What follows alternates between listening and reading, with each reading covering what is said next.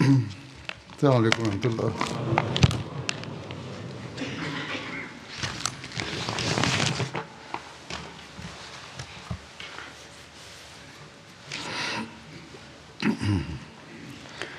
أشهد أن لا إله إلا الله وحده لا شريك له وأشهد أن محمدا عبده ورسوله أما بعد فأعوذ بالله من الشيطان الرجيم بسم الله الرحمن الرحيم الحمد لله رب العالمين الرحمن الرحيم مالك يوم الدين إياك نعبد وإياك نستعين اهدنا الصراط المستقيم صراط الذين أنعمت عليهم غير المغضوب عليهم ولا الضالين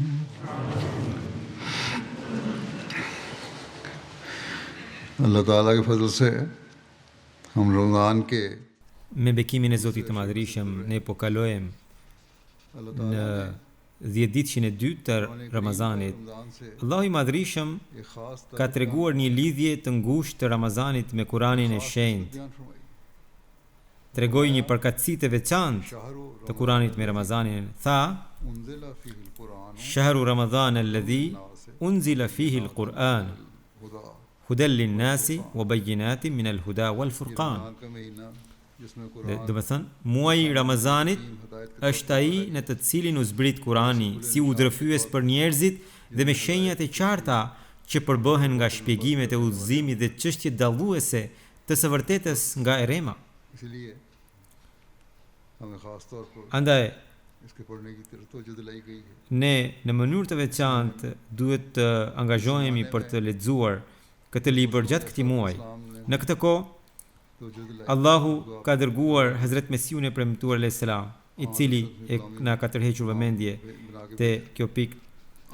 Pra Allahu e ka dërguar Mesiun e premtuar alayhis salam në shërbim të Muhamedit sallallahu alaihi wasallam si imam të kësaj kohe. Edhe vetë profeti sallallahu alaihi wasallam e ka theksuar këtë porosi, pra të leximin e të Kuranit në mënyrë të veçantë në këtë muaj.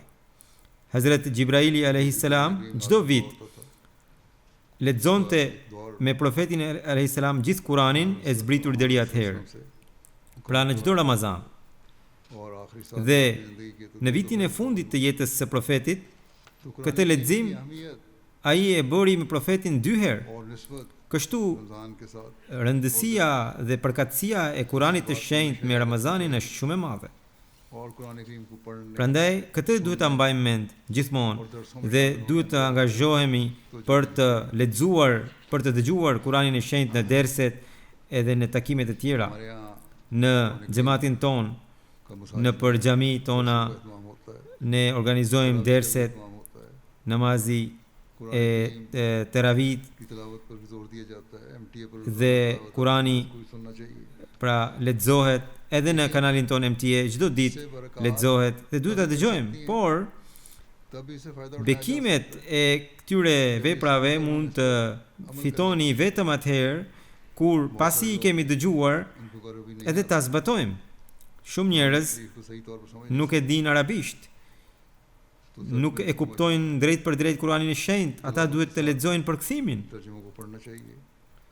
Pra bashkë me leximin e dëgjimin e Kuranit, duhet të lexojnë përkthimin gjatë derseve, duhet të thellohen në hutbet e kalifëve, janë shpjeguar ajetet e Kuranit edhe në derset, të gjitha këto duhet të thellohen. Këto na shtojnë dije. Prandaj nëse doni të përfitoni, mund të përfitoni vetëm atëherë kur duke lexuar Kuranin edhe të përpiqeni për ta zbatuar atë, dhe në muajin e Ramazanit sidomos Allahu I Madhërisëm na ka tërhequr vëmendje të veçantë për këtë çështje.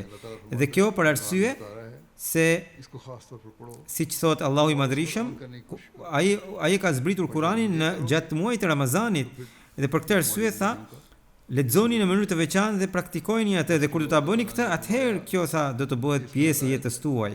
Prandaj ajo që tha Allahu I Madhërisëm që ka udhëzim në të dhe robi mund të ndjek këtë udhëzim dhe mund të ketë dijen e dallimit të së vërtetës nga errema atëherë kur do të fillojë ta zbatojë atë. Prandaj siç ju thash, duke dëgjuar derse, duke ndjekur derset, ne duhet të bëhemi nga ata që e ndjekin Kur'anin. Porosi që janë dhënë në Kur'anin e shenjtë, mësime që janë dhënë atje, ne duhet të jemi ata që do t'i zbatojmë ato. Vetëm duke dëgjuar dhe harrojmë, atëherë nuk mund të fitojmë dot asgjë nga pra nuk mund të përfitojmë dot ashtu siç duhet të përfitojmë nga Kur'ani I shenjtë. Allahu I Madhërisëm që në fillim të Kur'anit të shenjtë, në surën Al-Baqara, pra në surën Al-Baqara e tregoi rëndësinë e kësaj dhe tha, pra është ajeti I tretë I kësaj sureje, tha zalikal kitabu la rayba fihi hudal lil muttaqin.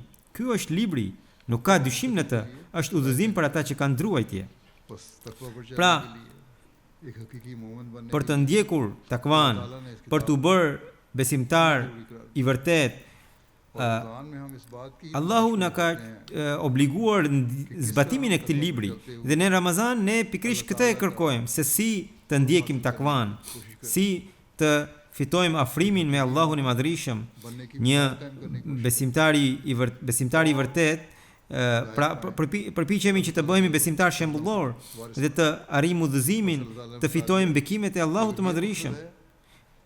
Edhe andaj Allahu I Madhërisëm na ka treguar nëse ky është qëllimi, atëherë unë ju kam dhënë këtë libër, zbatojeni këtë.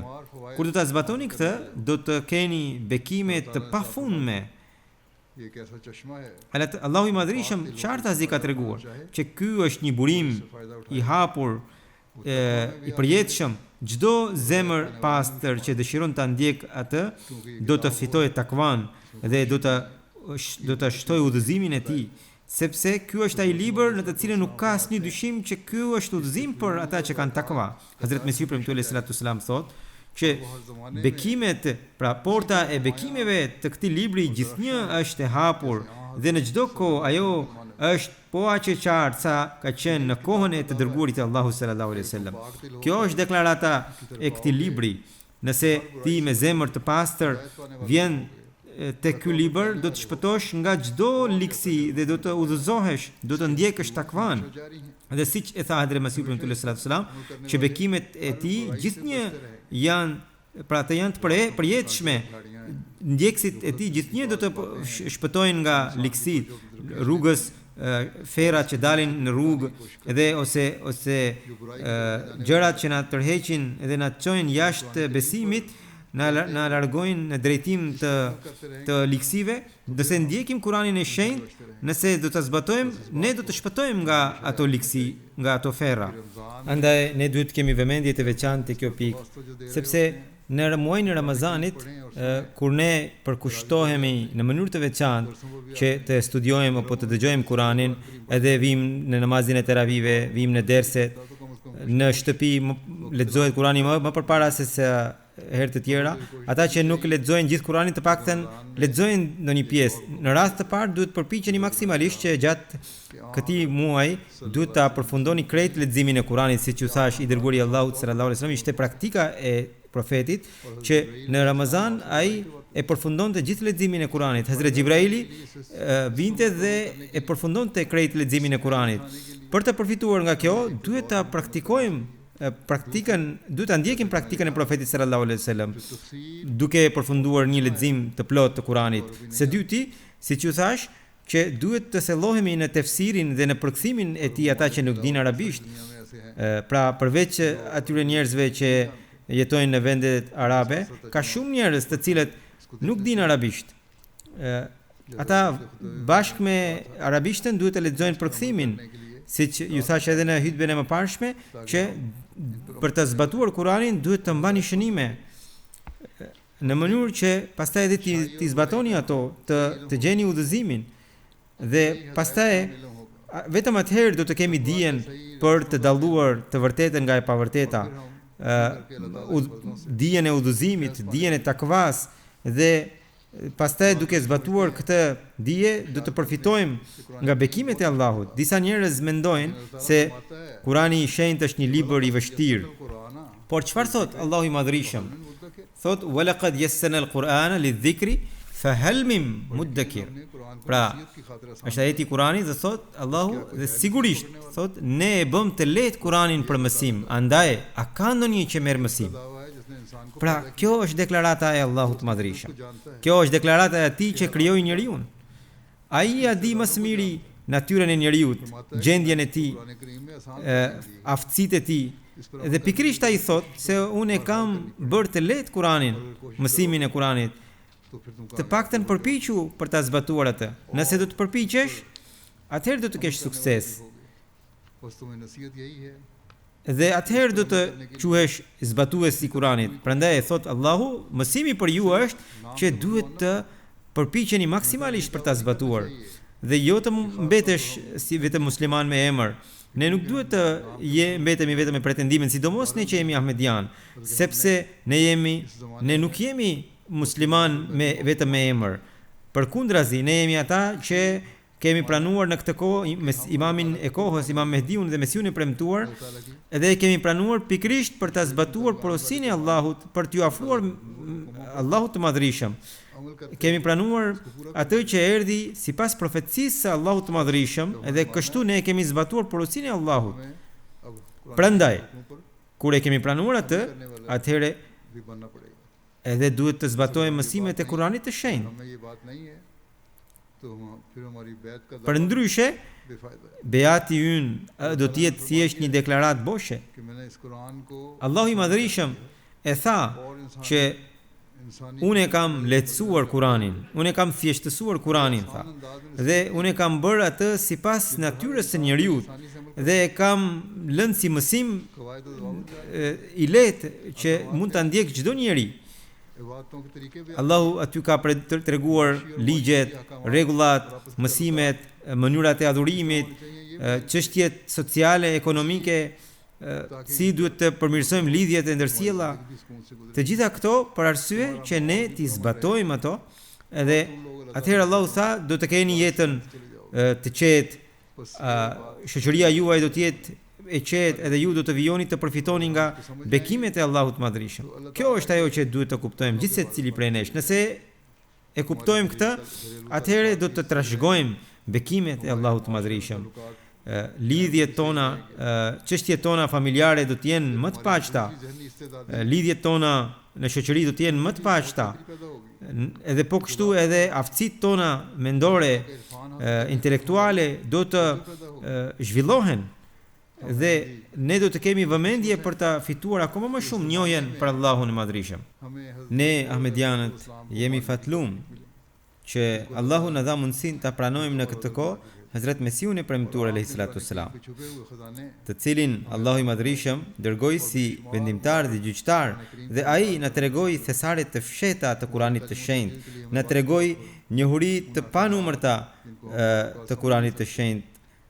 Për mësimin tonë na tregoi porositë e Kuranit të Shenjtë, të cilat nganjëherë nuk i kuptojmë dot, na i shpjegoi dhe na i thjeshtësoi. Prandaj Allahu i Madhërisëm kur tha se unë e kam thjeshtësuar Kuranin, ai ka vendosur edhe metodat e kësaj pra që dërgoi në kohë të ndryshme mësues prej vetes. Dhe në këtë kohë, për këtë punë ai dërgoi Mesiun e premtuar alayhi salatu wassalam, i cili na tregoi gjithçka. Prandaj do të ishte fatlikësi për ne që ne pasi e kemi pranuar Hazrat Mesiun e premtuar alayhi salatu wassalam, pasi kemi marr njohurit e Kuranit të Shenjtë, tefsirin e tij, e kemi kuptuar, edhe të mos e veprojmë në bazë të tyre. Allahu i Madhërisëm në këtë kohë e ka përmbushur premtimin e tij që e kishte bërë profeti sallallahu alaihi wasallam. Pra, sipas profecisë së profetit sallallahu alaihi wasallam dërgoi përfaqësues të tij. Prandaj ta pranojmë atë, të dëgjojmë komentimet e tij, tefsirin e tij, njohuritë që ai ka shpalorsur, dhe pastaj të zbatojmë ato. Kjo është detyra jonë. Nëse do ta bëjmë këtë, atëherë ne do ta bëjmë të suksesshme jetën tonë. Më pas kemi edhe kalifet e tij bën komentime. Hazrat Kalifi i dytë Muslim Audi radhiyallahu anhu ka shkruar Tefsiri Kebir, pra komentimin e gjerë, gjysmën e Kuranit thuajse ka komentuar, po kështu ka edhe përkthime të tjera në xhamat të Kuranit, Tefsiri Saghir për shembull, komentimi i shkurtër, me shumë thjeshtësi na tregon. Të gjitha këto tregojnë mësimet e Kuranit në mënyrë të qartë, në mënyrë të thjeshtësuar, janë përkthime edhe në gjuhën angleze, po bëhen përkthime edhe në arabisht. Madje po bëhen përkthime edhe në gjuhë të tjera si gjermanisht për shembull. Prandaj në muajin e Ramazanit ne i kushtojmë vëmendje recitimit, leximit të Kuranit të shenjtë, ta përfundojmë një herë gjithë Kuranin, në ana tjetër duhet të thellohemi në kuptimet e Kuranit të shenjtë dhe të çmtojmë mësimet e tij dhe pastaj t'i bëjmë ato pjesë të jetës sonë. Vetëm ta pusim Kuranin nuk mjafton. Vetëm ta mbajmë Kuranin në sirtar, ta prekim me ball nuk mjafton. Më sjellin fëmijët, prindërit më sjellin fëmijët këtu për të bërë aminin e tyre. Ata duhet të dinë që ata kanë bërë një detyrë, që u mësuan fëmijëve leximin e Kuranit të shenjtë. Tani detyra e dytë e tyre është që tu angjallin edhe dëshirën e vazhdueshme për ta lexuar, për ta studiuar, dhe kjo do të ndodh vetëm atëherë kur prindërit do ta kenë këtë dëshirë. Vazhdimisht ata do ta lexojnë Kuranin e shenjtë në mënyrë që fëmijët e tyre t'i shikojnë prindërit, që të shikojnë që prindërit po lexojnë përkthimin, po lexojnë komentimin, po nxjerrin kuptimet e Kuranit të shenjtë. Edhe ata do të kenë dëshirë, edhe ata kur fëmijët ju bëjnë pyetje, ju jeni në gjendje të përgjigjeni. Nganjëherë ata bëjnë pyetje të vogla, edhe prindërit më dërgojnë mua se çfarë përgjigje t'i japim. Ndërkohë, nëse ata do ta kishin lexuar përkthimin dhe tefsirin sadopak, ata do të ishin në gjendje që të përgjigjeshin fëmijëve dhe nuk do kishin nevojë për ndonjë ndihmë. Prandaj, tani kjo detyrë është e prindërve, që pasi e organizojnë aminin e fëmijëve të tyre, ata nuk lirohen nga përgjegjësia, përkundrazi, ata ngarkojnë në përgjegjësi tjetër që t'u japin fëmijëve tefsirin, komentimin, përkthimin e Kuranit, dashurinë për leximin e Kuranit të shenjtë. Pra, këtë dashuri t'ua transmetojnë fëmijëve dhe këtë dashuri ata do t'ua transmetojnë vetëm atëherë kur vetë ata do ta kenë dashuri për Kuranin. Prandaj çdo ahmedian duhet të reflektojë në këtë pikë që edhe ai vetë, edhe fëmijët e tij,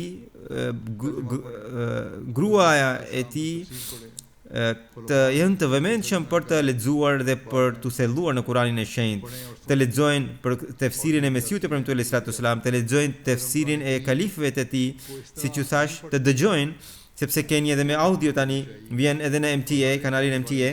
Nëse nuk do ta lexojmë Kuranin në këtë mënyrë, atëherë duhet të shqetësohemi. Secili prej nesh duhet të reflektojë se a mjafton vetëm të quhem vetëm ahmedian, a kam përmbushur detyrën e beatit vetëm duke e quajtur veten ahmedian? A kemi arritur qëllimin kështu për të cilin Mesiu sallallahu alaihi wasallam kishte ardhur? Mesiu sallallahu alaihi wasallam në një vend tha, është shumë e vërtetë që muslimanët sot shumica e tyre e kanë braktisur Kuranin e shenjtë, por prap se prap, Kurani i shenjtë është një libër i tillë që bekimet dhe dritat e tij në çdo kohë janë të freskëta. Dhe Zoti mua më ka dërguar për dëshminë e kësaj. Dhe Allahu në çdo kohë dërgon robrit e tij, ka dërguar robrit e tij për ta mbështetur librin, sepse ai e ka premtuar që inna nahnu nazzalna dhikra wa inna lahu lahafizun. Ne kemi zbritur këtë këshill dhe ne vetë do ta mbrojmë atë. Prandaj, çdo ahmedian duhet të mbajë mend që çdo gjë që ne do ta marrim vetëm nëpërmjet bekimit të Kuranit të shenjtë. Edhe për këtë ne duhet të punojmë. Hazrat Mesiu sallallahu alaihi wasallam thot diku tjetër që duke lënë Kuranin e shenjtë, suksesi është i paritshëm dhe një sukses i tillë është vetëm imagjinar, të cilin po e kërkojnë këta njerëz. Ata duhet të shikojnë, ju duhet të shikoni modelin e sahabëve kur ata e ndoqën të dërguarin Allahut sallallahu alaihi wasallam dhe i dhanë përparësi besimit mbi botën, gjithçka që Allahu kishte premtuar u dha në jetën e tyre. Në fillim kundërshtarët përqeshnin i përqeshnin dhe thoshin se këta nuk dalin dot me liri jashtë shtëpisë edhe pretendojnë mbretëri, por duke ndjekur profetin sallallahu alaihi wasallam, ata gjetën atë të cilin nuk e gjenin dot për shekuj. Andaj, gjithmonë duhet të kemi parasysh se vetëm Kurani i shenjtë është ai mësim që do të na mundsojë suksesin e jetë, me kushtin nëse e ndjekim këtë mësim dhe nëse përmes këtij përpiqemi të afrohemi Zotit të Madhërisëm. Në një rrëfim që vjen nga Hazrat Abu Musa, përmendet se i dërguari i Allahut sallallahu alaihi wasallam tha: shembulli i besimtarit që lexon Kuranin dhe e zbaton atë është si ajo frutë që ka edhe shije të mirë dhe ka edhe aromë të këndshme. Shembulli i besimtarit që nuk e lexon Kuranin, por e zbaton atë, pra dëgjon andej këte disa mësime të tij dhe i zbaton. Thot, është si ajo hurmë që ka shije të mirë, por nuk ka asnjë aromë. Kurse shembulli i hipokritit që vetëm e lexon Kuranin është si ajo bimë që ka aromë të mirë, por shijen e ka të keqe. Dhe shembulli i hipokritit që as nuk e lexon Kuranin është si ajo frutë që edhe shijen e ka të keqe dhe edhe erën e ka të keqe. Kështu, ky hadith na shpjegon se ne edhe duhet ta lexojmë Kuranin e shenjtë, edhe duhet ta zbatojmë atë. Kur do të veprojmë kështu, do të jemi si fruta që kanë aromë të këndshme dhe që janë edhe të shijshme. Sa shembull i bukur që nga ky.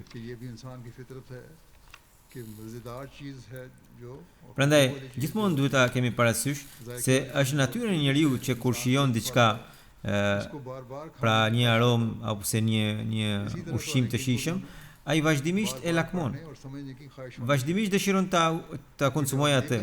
Kështu duhet të lexojmë Kuranin e shenjtë vazhdimisht. Vazhdimisht duhet kemi dëshirë për ta lexuar, për ta kuptuar atë. Kur do të jemi të tillë, jo vetëm që do të përfitojmë për vete, por edhe fëmijëve tanë do t'u japim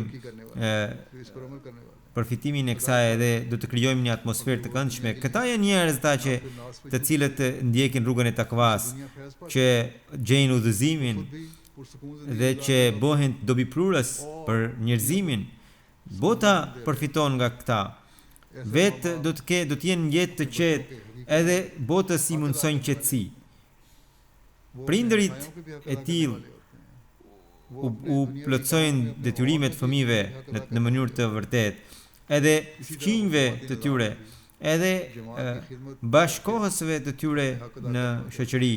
Po kështu edhe në sistemin e xhamatit, këta njerëz i shërbejnë xhamatit në mënyrë të denjë, sepse ata janë të udhëzuar dhe veprojnë në bazë të udhëzimit që u ka dhënë Kurani dhe do të jenë pikërisht këta që do të jenë adhurues të vërtetë të Zotit.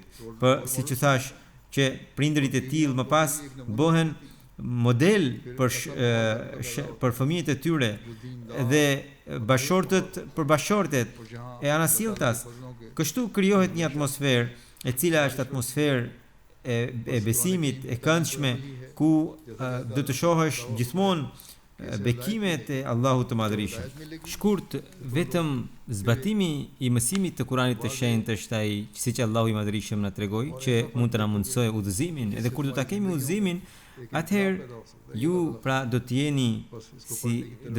keni një dallim të veçantë i cili do t'i sjellë një revolucion në jetën tuaj. Prandaj duhet të përpiqemi ta studiojmë Kuranin, të thellohemi në të dhe të zbatojmë atë. Pastaj Allahu i Madhërisëm thotë që ai njeri që bën vetëm një mirësi të vogël, që nuk e lexon Kuranin, nuk e lexon as përkthimin, as nuk thellohet në të, por kur dëgjon, pra i dërguari Allahu sallallahu alaihi wasallam tha, kur e dëgjon nga njerëzit ose në derset, në fjalime, dëgjon kuptimet e ajeteve të Kuranit, ose kur xhamati i tregon në mënyra të ndryshme, ai përpiqet të zbatojë ato.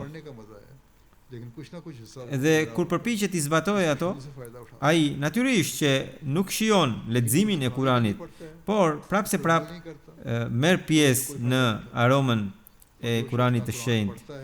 Por ai që lexon vetëm për sy e faqe dhe nuk e zbaton atë, ai nuk mund të përfitojë dot nga asgjë nga ai.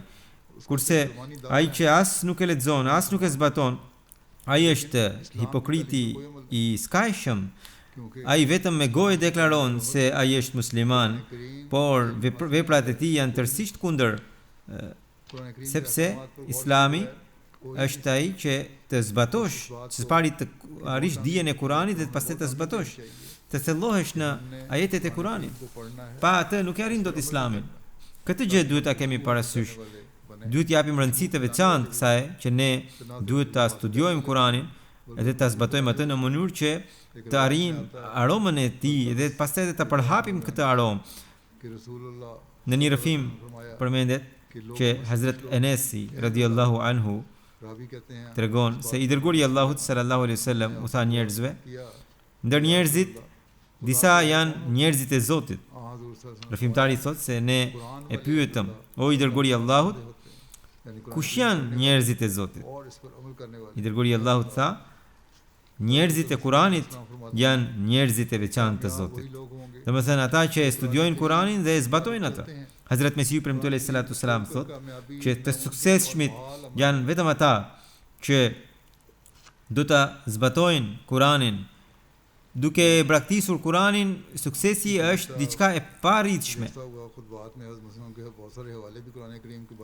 Unë para pak kohe kisha mbajtur disa hutbe ku ju kisha sjell citime nga Hazrat Mesihu premtuar alayhi salatu wasalam në lidhje me Kuranin e shenjtë, dhe ku Mesihu premtuar alayhi salam na tregon shumë qartë se sa të mëdha janë mësimet e Kuranit. Dhe këtu do të ju sjell shkurtimisht. Ai thotë se nëse doni të arrini suksesin, nuk e arrini dot pa Kuranin e shenjtë. Nëse pretendoni të jeni musliman, atëherë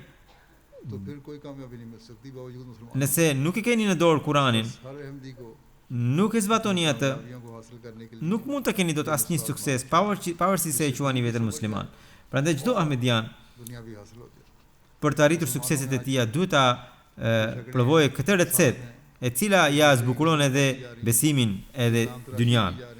Ndër muslimanët sot shohim konflikte shumë të mëdha, bëjnë vllavrasje, populli ngrihet kundër shtetit, shteti kundër popullit, ka rebelime gjithandej. Pra luftra, të gjitha këto ndodhin për shkak se ata nuk e zbatojnë Kuranin e shenjtë. Sa për të thënë, të dyja palët thonë se ne, të dyja palët kanë në dorë Kuranin, por që të dy janë krejtësisht larg Kuranit të shenjtë. Nëse do të kishin zbatuar, nuk do të ishte kjo situatë. Për të zbatuar Kuranin në këtë kohë Allahu e ka dërguar përfaqësuesin e tij, të cilin ata nuk duan ta pranojnë. Prandaj janë të privuar edhe nga bekimet e Kuranit të shenjtë, edhe nga bekimet e tij përfaqësuesi.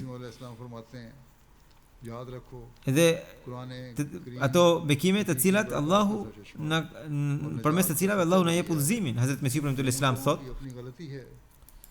mbajini mend, Kurani i shenjtë është burimi i bekimeve të vërteta dhe rruga e shpëtimit.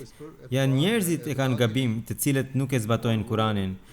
Ndër këta një grup janë ata të cilët as nuk besojnë në të dhe nuk besojnë se kjo të jetë fjala e Zotit. Këta natyrisht janë shumë larg, por është edhe një grup tjetër ndër këta të cilët e besojnë se kjo është fjala e Allahut të Madhërisëm, është burim i shpëtimit dhe i shërimit, dhe nëse këta nuk e veprojnë Kuranin, nuk e zbatojnë Kuranin, çfarë fatkeqësie është për ta? Shumë prej tyre janë të tillë të cilët gjithë jetën as nuk e lexojnë Kuranin. Andaj njerëzit e tillë që janë e shpërfillin fjalën e Allahut, shembulli i tyre është që një njeri e di se është një burim i cili është tejet i pastër, tejet shërim, pra shërues, dhe prap se prap ai nuk shkon tek ai burim dhe nuk pin, pavarësisht se është edhe e di, pavarësisht se është i jetur dhe pavarësisht se është i përfshirë në lloj-lloj sëmundjesh. Çfarë fatkeqësie dhe ignorancë është për ta? Atij do t'i duhej që ai të shkonte fytas e mbytas tek ai burim edhe të vendoste gojen pranë atij burimi dhe të ngihe. Pavarësisht nga kjo dije, ai prapë se prapë qëndron në si i paditur nga ai burim, gjersa e zë edhe vdekja. Pra, deri në fund të jetës së tij ai nuk përfiton dot asnjë gjë nga ky burim i bekimit. Mesiu premtuar Islam vijon se është shumë për të ardhur keq ky njeri. Gjendja e muslimanëve është kjo. Ata e dinë se të gjitha sukseset janë në Kuranin e Shenjtë, të cilën ata duhet ta zbatojnë, por ata nuk e shpërfillin. Ata nuk e përfillin, fali. Tha, një njeri që sot i thërret me shumë dëmshuri, pra e jep shembullin e tij, ju thërret dhe nuk është vetëm dëmshuria ime, por është edhe porosia e Allahut të Madhërisëm. Edhe mua më quani gënjeshtar dhe dëgjall. Çfarë fatkeqësie më të madhe sa kjo mund të jetë për këtë popull, thot Mesiu premtuar Islam. Pra, është e nevojshme për ta, thot Mesiu premtuar Islam, që ta çmojnë këtë burim të jashtëzakonshëm dhe ta vlerësojnë këtë, ta zbatojnë dhe pastaj të shikojnë se si Allahu do t'u largojë të gjitha vështirësitë. Sikur muslimanët ta kuptojnë këtë dhe të dinë se Allahu ka hapur një rrugë të mirë, të cilën nëse ndjekin do të përfitonin. Kjo është ajo që ju thash edhe më përpara, që muslimanët, të gjitha ligësitë që janë në mesin muslimanëve janë për arsye sepse ata nuk kanë besimin edhe nuk kanë zbatimin ndaj Kuranit të Shenjtë. Kuranin e kanë praktikisur, janë musliman vetëm me emër, mbajnë Kuranin vetëm në dorë. Ahmedianëve u kanë bllokuar Kuranin, u kanë ndaluar leximin e Kuranit në Pakistan. Pra, vetë nuk po praktikojnë. Edhe Ahmedianëve u kanë ndaluar, pavarësisht se e thonë vetë që janë musliman. Ata nuk mund të nxjerrin mësimet e Kuranit nga zemrat tona. Çfarë do të bëjnë? Ahmedianët prandaj duhet të kushtojnë vëmendje te kjo pikë, që duhet të shikojnë gjendjen e tyre, se si ata e kanë praktikisur Kuranin, se si ata nuk e kanë pranuar mësuesin e kohës, edhe cila është gjendja e tyre. Gjithandej ka vetëm ankth, shqetësime.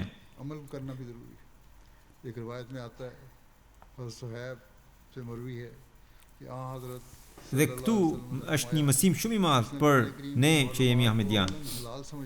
Në një rrëfim përmendet Hazrat Suhaibi rëfen se i dërguari Allahut sallallahu alaihi wasallam tha që ai që i lejon të lejuara, pra ai që i quan të lejuara të ndaluarat e Kuranit, ai nuk beson as pak në Kuran.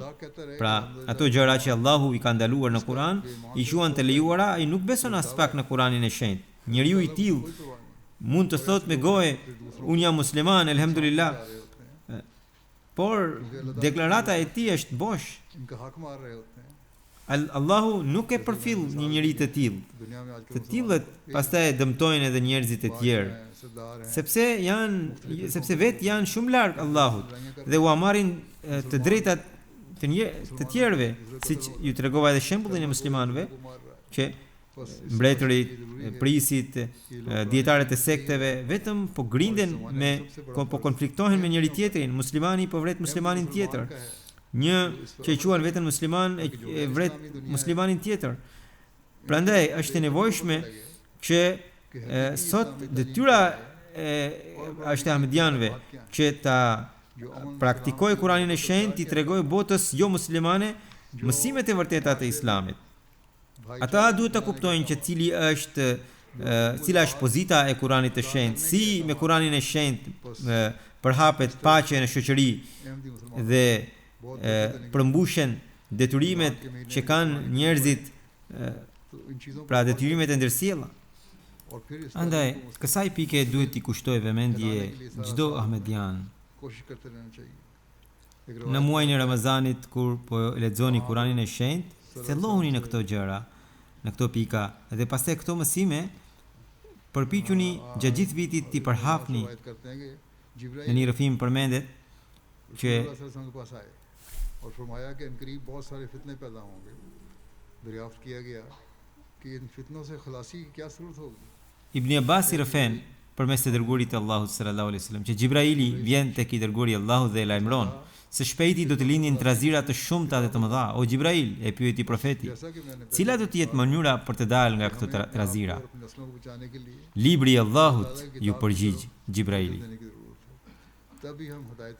Pra, andaj, siç ju thash edhe më përpara, kemi nevojë ti përkushtohemi Allahut nëse duam të shpëtojmë veten dhe fëmijët tanë. Ti përkushtohemi librit të Allahut. Ti kuptojmë porositë që Allahu na i ka shpjeguar shumë qartë. Vetëm atëherë do të jemi të udhëzuar dhe do të shpëtojmë nga trazirat dhe sprovat. I dërguari Allahu sallallahu alaihi wasallam një herë tha se të lexosh Kur'anin haptas është sikur të japësh sadaka haptas dhe të lexosh Kur'anin fshetas është sikur të japësh sadakan fshetas. Prandaj duhet të mbajmë mend që edhe ky rrëfim pra është edhe një rrëfim tjetër që tregon që sadakaja të largon nga vështirësitë, nga sprovat, nga trazirat. Prandaj të lexosh Kur'anin në atë mënyrë që edhe e kupton është një sadaka dhe pikërisht përmes bekimeve të kësaj sadakaje mund të shpëtosh nga trazirat. Andaj tani që bota është e kapluar në lloj-lloj trazirash në çdo anë, luftrat dhe konfliktet janë ndezur. Ne duhet të mbajmë mend këtë sadaka që të lexojmë Kur'anin e shenjtë edhe haptas, edhe fshetas dhe të shpëtojmë veten nga këto trazira dhe të jemi ata që ndjekin mësimet e këtij libri. Hazrat Abu Huraira radhiyallahu anhu rëfen se i dërguari Allahut sallallahu alaihi wasallam tha se ju lejohet zilia për dy njerëz. Pra një zili që nuk sjell dom. Pra të jetë si është për të lavdëruar tjetrin. Thot, ai i pari është ai që Allahu i ka dhënë Kur'anin e shenjtë dhe ai natë ditë e lexon atë dhe ziliqari thot sikur edhe unë të kem këtë gjë, edhe unë do ta bëja të njëjtën gjë. Dhe i dyti është ai të cilit Allahu i ka dhënë pasuri, të cilën ai e shpenzon atje ku Allahu ka porositur dhe tjetri thot sikur të kisha edhe unë këtë pasuri do të shpenzoja njësoj siç po shpenzon ky duke zbatuar porosinë e Allahut. Tani ka disa etika për leximin e Kuranit të shenjtë. Kur ai njeri që ka zili ndaj lexuesit të Kuranit të shenjtë nuk e ka zili vetëm për leximin, por ai e di që ai që po e lexon edhe e zbaton atë.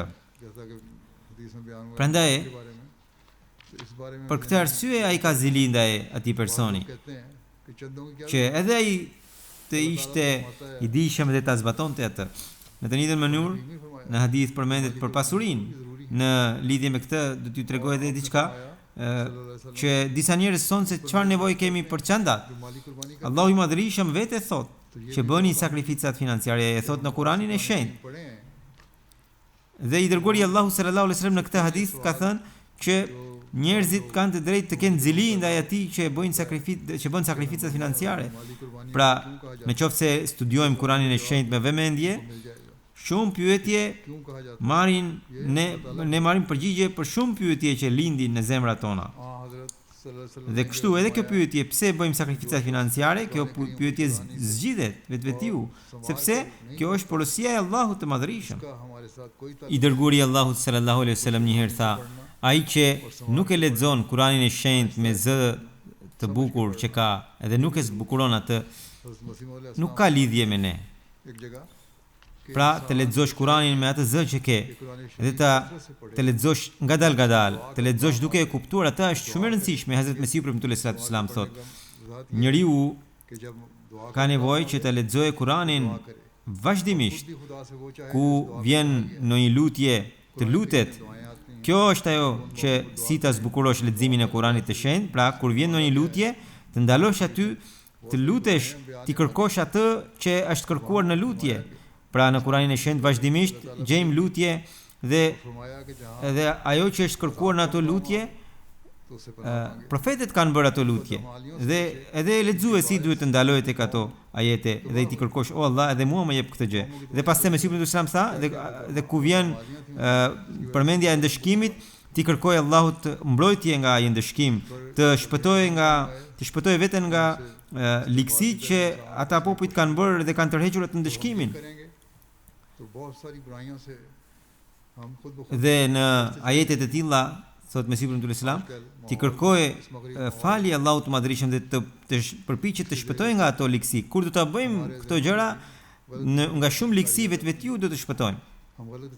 Këto kohë, në sidomos në botën perëndimore, në ndikimin e kësaj atmosfere, këtij midisi, edhe disa nga ahmedianët, njerëzit tanë ndikohen. Dhe kur e lexojmë Kur'anin e shenjtë dhe kur i kërkojmë falje Allahut dhe kur përpiqemi të shpëtojmë nga ato ligësi që janë përmendur këtu, ne vetvetiu do të jemi të përmirësuar, do të ruhemi nga ligësitë për të cilat popujt janë shkatruar. Mesihu ibn Islam thot që pa dritën e shpalljes njeriu krijon një ide, ajo mund të jetë e gabuar. Nëse është e kundërshtuar në hadithe, ajo është bidat, risi, dhe duhet të ruheni nga këto gjëra sepse këto me kalimin e kohës e deformojnë shariatin. Në vend që të shpenzosh kohën në ushtrime të kota, më e mirë se ajo është të meditosh Kur'anin e shenjtë. Kjo është metoda më e mirë. Ky është ushtrimi më i mirë. Pra njerëzit më kërkojnë çfarë ushtrimi të bëj, ushtrim shpirtëror. Mesihu ibn Islam atij jep përgjigje, lexoje, studioje Kur'anin e shenjtë dhe do të shpëtosh nga të gjitha llojet e vështirësive dhe sëmundjeve shpirtërore, sepse do të marrësh dijen e udhëzimit që erdhi prej Allahut të Madhërisëm, do të kuptosh porositë e Allahut. Allahu i Madhërisëm qartazi ka thënë në Kur'anin e shenjtë që kjo është një shpallje shumë e veçantë që i ka ardhur profetit Muhammed sallallahu alaihi wasallam. Prandaj çdo ide që del ndryshe nga kjo do të jetë e gabuar. Kushdo mund ta ketë thënë atë. Disa herë njeriu thot diçka që përputhet me Kur'anin e shenjtë, por kur thot diçka që nuk përputhet me shpalljen kuranore, atëherë ajo është e gënjeshtër, ajo është e rreme dhe ajo të çon në rrugë të gabuara. Hazrat Mesihu ibn Islam thot, nëse ke zemrën të ngurtë, metoda për ta zbutur atë është pikërisht që të lexosh Kur'anin e shenjtë vazhdimisht. Kudo që vjen në një lutje, besimtari dëshiron që këtë mëshirë të Allahut ta kem edhe unë. Shembulli i Kuranit, thot Mesihu ibn Islam, është si pemishte, ku nga një vend robi merr një frutë dhe pastaj vazhdon, shikon një frutë tjetër edhe atë e merr.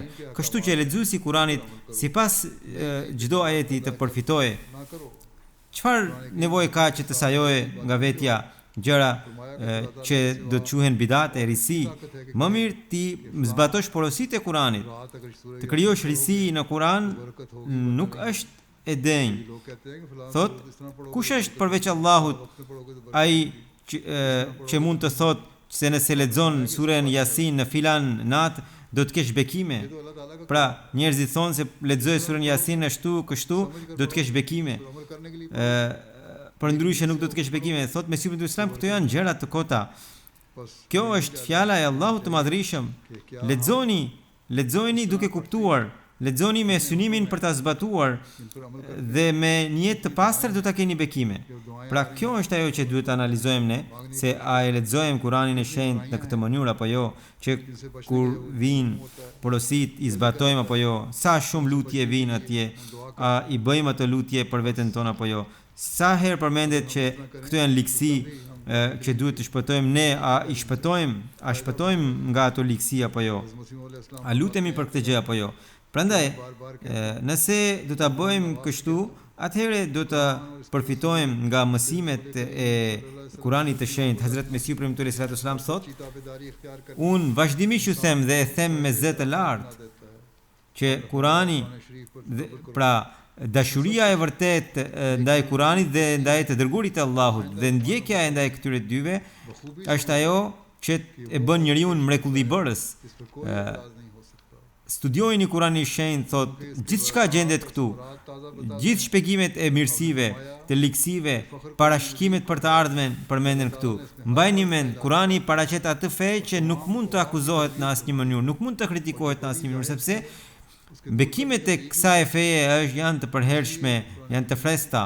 Allahu ka lënë shërim për çdo lloj sëmundje dhe çdo sëmundje ligësi që ka treguar edhe zgjidhjen e saj. Prandaj lexojini Kuranin e shenjtë dhe lutuni dhe rregullojini, përmirësojini veten në bazë të mësimeve të tij. Diku tjetër Mesihu Premtuar Islam thot që lexojini Kuranin e shenjtë dhe asnjëherë mos e humbni shpresën tek Allahu. Besimtari kur nuk e humb shpresën tek Allahu. Kjo është vetia e mohuesve që dëshpërohen tek Allahu. Zoti ynë është ai që është i plotfuqishëm të bëjë çdo gjë. Prandaj Kuranin e shenjtë lexojini mirë dhe namazet falini duke i zbukuruar. Mos e lexoni Kuranin duke menduar si një libër të thjeshtë, por lexojini atë duke besuar se ajo është fjala e Allahut, të cilën një besimtar duhet ta zbatojë. Kur do të veprojmë kështu, atëherë ne me bekimin e Allahut do të përfitojmë nga mësimet e Kuranit të shenjtë, do të bekohemi nga ato, do të përmirësojmë jetën tonë, do të përmirësojmë edhe të pasardhësit tanë. Kur do të arrijmë këtë gjë, atëherë do të arrijmë qëllimin e jetës, qëllim për të cilin Allahu na ka krijuar neve.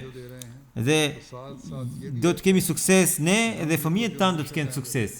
Prandaj gjatë këtyre ditëve të Ramazanit, sidomos, kur ne lexojmë Kuranin e shenjtë, duhet të bëjmë edhe zotimin që këtë lloj leximi ta bëjmë vazhdimisht.